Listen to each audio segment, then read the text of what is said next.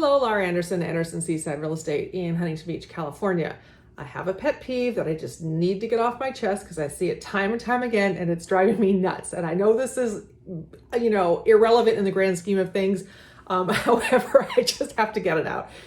It's the misuse of the single family residence attached and detached in the MLS.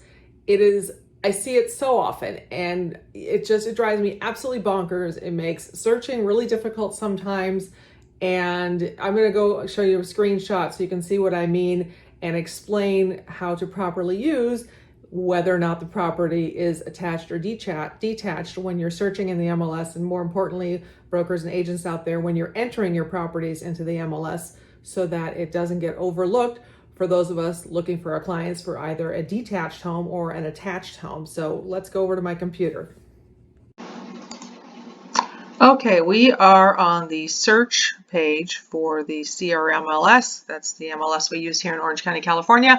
And when you see this come up, you're going to do your usual coming soon, active. Let's say my clients want a single family residence. And then down here, it says property attached. Now, I don't think the pop-ups are working on the recording, but the question mark asks, does the property have a common wall with another property? Yes or no? And your choices to select are either blank, leave it blank, yes or no. So that's what you want to watch out for when you're inputting your listings. If it shares a garage wall or it has a common wall with another property, that is considered attached. If it does not, that is not attached. Attached does not mean that the house is attached to the garage or attached to the foundation or the water line is attached to the street. It means, does it have a common wall with another property?